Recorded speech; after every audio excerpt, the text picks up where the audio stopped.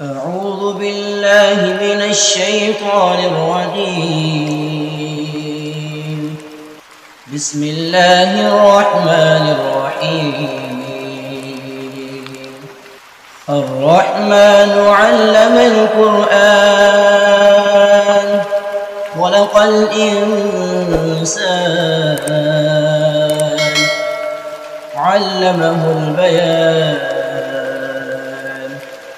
الشمس والقمر بحسبان والنجم والشجر يسجدان والسماء رفعها ووضع الميزان ألا تطغوا في الميزان وأقيموا الوزن بالقسط ولا تخسروا الميزان والأرض وضعها للأنام فيها فاكهة والنخل ذات الأكمام والحب ذو العصف والريحان فبأي آلاء ربكما تكذبان. خلق الإنسان من صلصال كالفخار وخلق الجان من مارج من نار فبأي آلاء ربكما تكذبان. رب المشرقين ورب المغربين فبأي آلاء ربكما تكذبان.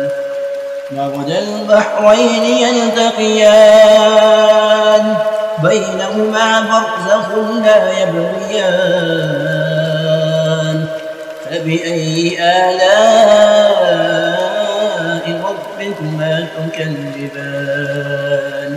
يخرج منهما اللؤلؤ والمرجان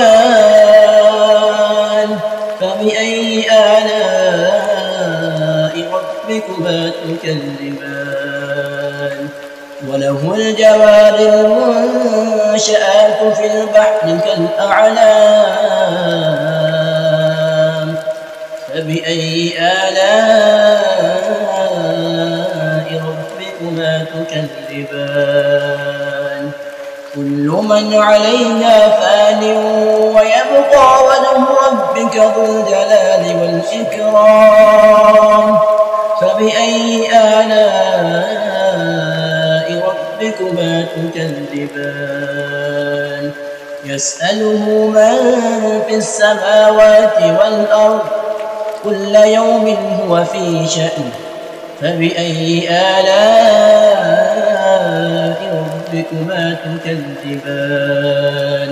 سنفرغ لكم أيها الثقلان فبأي آلاء ربكما تكذبان. يا معشر الجن والإنس إن استطعتم أن تنفذوا من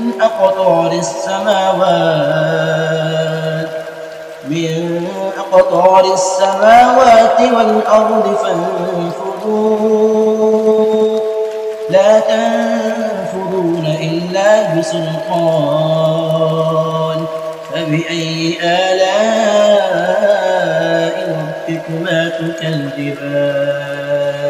يرسل عليكما شواظ من نار ونحاس فلا تنتصران فبأي آلاء ربكما تكذبان.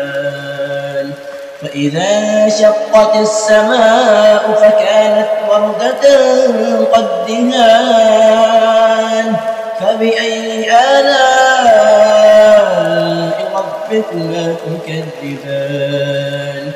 فيومئذ لا يسأل عن ذنبه إنس ولا جان فبأي آلاء ربكما تكذبان يعرف المجرمون بسيماهم فيؤخذ بالنواصي والأقدام فبأي آلاء ربكما تكذبان هذه جهنم التي يكذب بها المجرمون يطوفون بينها وبين حميم آن فبأي آلاء ربكما تكذبان ولمن خاف مقام ربه جنتان فبأي آلاء ربكما تكذبان ذواتا أفنان فبأي آلاء ربكما تكذبان فيهما عينان تجريان فبأي آلاء ربكما تكذبان فيهما من كل فاكهة زوجان فبأي آلاء ربكما تكذبان متكئين على فرش بطائنها من استبرق وجنى الجنتين دان فبأي آلاء ربكما تكذبان فيهن قاصرات الطرف لم يطمثهن إنس قبلهم ولا جان فبأي آلاء ربكما تكذبان كأنهن الياقوت والمرجان فبأي آلاء ربكما تكذبان